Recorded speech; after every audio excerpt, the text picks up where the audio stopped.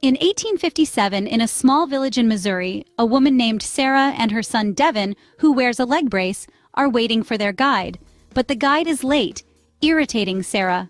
She wants to leave as soon as possible and plans to meet her husband in Crook Springs in Utah, but Devin suggests that they should go to California instead. When the guide arrives, she urges him to leave immediately, and soon they arrive at Fort Bridger. Sarah meets the village chief, Bridger, and tells him that she is looking for their second guide to Crook Springs. However, Bridger informs her that the guide has already left and advises her to stay for a while. Sarah insists on continuing to Crook Springs soon, but Bridger informs her that the road is impassable at the moment due to the weather. He also warns her about other dangers they might encounter, including wild animals, outlaws, and tribesmen who have declared war on all outsiders invading their land. Sarah still insists to travel, and Bridger offers to accompany them in searching for a new guide. Soon they leave and head to a nearby river where the guide resides. But when they arrive, they are greeted by a gunshot from a distance but are eventually allowed in. They meet the guide named Isaac, and Sarah offers to pay him $500 to take them to Crook Springs right away, but Isaac refuses. Sarah raises her offer to $750, but Isaac still refuses, prompting Sarah to leave with Devin. Bridger reminds Isaac that it is a fair and generous offer for the job, but Isaac remains firm in his refusal. On their way back, Sarah notices a group of travelers and tries her luck. Fortunately, the travelers are on their way to Crook Springs and allow her and Devin to join them. In the morning, they leave, but Isaac arrives and notices them. Isaac tells Bridger that Sarah is being careless, but Bridger assures him that he warned her about the danger of traveling. Later as they travel, Sarah asks Devin to grab their blanket from the back of their wagon. However, Devin discovers a girl hiding there, and instead of telling Sarah, he allows the girl to continue hiding. Meanwhile, a man arrives in Fort Bridger looking for Sarah and reveals that there is a high bounty on her head for killing a man. However, Bridger denies having seen Sarah, and the man leaves. This information is overheard by a group of men led by Virgil, who becomes interested in the bounty. Meanwhile, Sarah and the rest find more travelers resting in an open field and allow them to join. As they rest, another group of men arrives, claiming to be representatives of Governor Brigham Young, the governor of Utah. The men's leader, Woolsey, insists that the travelers must pay taxes for crossing the area and for staying. However, the travelers' leader refuses to pay, insisting that they are merely passing through and will not stay long. Woolsey and his men leave right away, but the travelers fear they might return with reinforcements. Meanwhile, Isaac secretly follows Sarah and Devin, watching from a distance. As the travelers rest and eat, Devin discreetly saves some food for the girl hiding in their wagon. Suddenly, they are attacked by a group of hooded men. Most of the travelers are killed instantly, struck down by arrows from all directions. Sarah and Devin hides under a wagon, but a raging bull forces Sarah and Devin to flee into the nearby bushes. Some of the attackers notice them, but fortunately Isaac arrives to help, and together they manage to evade their pursuers and hide. In the morning, Isaac decides to take them back to Fort Bridger, but Sarah contradicts him and insists on continuing to Crook Springs. Isaac puts Devin on his horse and prepares to leave, while Sarah follows, arguing against his idea. When they reach a river, Isaac notices that the current is too strong to cross and leaves to find another way across. As Sarah and Devin wait, the girl from the wagon shows up, revealing that she has survived the attack and has been following them. But then, Virgil and his men arrive on the other side of the river, and Sarah realizes that they know everything now, and the trio starts running. Meanwhile, Isaac is also attacked by another group, and is hit in the leg with an arrow, forcing him to run away. The attacker, a tribesman, chases after him, and they end up falling into a freezing river. However, Isaac, who has learned their way of fighting, soon overpowers the attacker and finishes him off.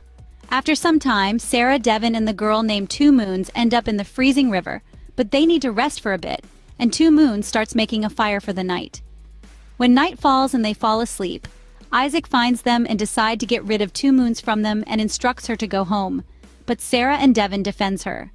Isaac also puts out the fire as it could attract attention and tells them to start walking before enemy can find them. As they walk, Isaac gets annoyed by the squeaking sound of Devin's brace and removes it. They continue walking until morning and then come across a small compound that keeps some horses. Isaac asks Sarah for some money to buy a horse and instructs them to stay. When Isaac talks to the leader, he makes a deal with them to buy 3 horses for $100. But Sarah eventually follows, as she doesn't trust Isaac with her money, And when she shows up, the men reveal that a bounty hunter passed by the other day looking for her, revealing she has a bounty worth $1,500. The men then try to capture Sarah, but Isaac starts shooting at them and eventually kills them all.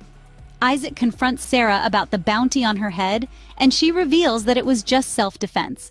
She offers Isaac $1,500 to take her to Crooks Springs, the same amount as the bounty on her head, insisting that she is only protecting her son, and Isaac accepts her offer.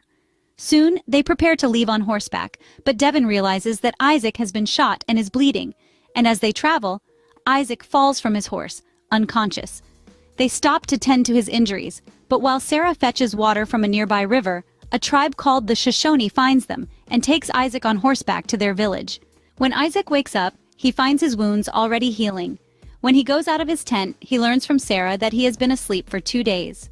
Sarah also tells him that the Shoshone are kind to them and seem to like him very much. The Shoshone chief, Winterbird, summons him and tells him that he was lucky her people found him. Winterbird then reveals that Isaac is Shoshone, as he had lived with them after they discovered him alone when he was just a boy. Soon they leave with the intention of bringing Sarah and Devin to Crooks Spring as soon as possible. Later, as they rest, Isaac asks about Devin's father, and Sarah reveals that Devin's father left when Devin was just a baby. She learns from another man that he is now in Crooks Springs and is a very wealthy man who owns a gold mining company. Isaac thinks otherwise, as the place she is referring to is the opposite of that. In the morning they prepare to leave, but they notice a girl alone staring at them. Isaac prepares to shoo her away, but Sarah intervenes and decides to take the girl with them. Isaac warns her that the girl might put them in danger, but Sarah insists on taking her, as she might die alone out there. With no other choice, they leave with the girl. But not far from there, they encounter a group of people who recognize the girl as one of their own and accuse them of abducting her. Isaac warns Sarah to stay on the horse, but she dismounts and follows the girl. Soon, however, it is revealed that it was all a plot, and the people point guns at them and threaten to shoot Devin, forcing Isaac to drop his guns. Isaac, in the Shoshone language, instructs Two Moons to run away, but he, Sarah, and Devin are all knocked out. Later that night, when they wake up and the men prepare to take Sarah away, Two Moons returns with burning tree branches and strikes one of them. Sarah then grabs the man's gun and starts shooting at the rest, but eventually runs out of ammo. After seeing that the only ones remaining alive are the girl and an old woman, they immediately leave the place. The next day, as they resume their travel, one of the horses injured its leg, and Isaac decides that they should switch horses, with Devin riding the horse since he is lighter than the rest. As they continue traveling, the horse begins to show abnormal behavior due to the injury, and causes Devin to fall to the ground. The horse continues to kick and ends up stepping on Devin's leg, forcing Isaac to take the horse down. Isaac immediately carries him with him until they find a nearby cabin to rest in, and examines Devin's injury, and discovers that his leg is broken. They tend to the injury and decide to stay there until he heals, but the next morning, Isaac notices that Devin's injury is getting worse. Two Moons suggests cauterizing the wound, and Isaac immediately prepares by using his knife. Sarah disagrees with it, but Devin wakes up and allows Isaac. Later, Two Moons sees that the wolves are nearby and have been lurking around their horses. Isaac goes out to confirm this, but it triggers a memory of the day his wife and son were killed by the outlaws.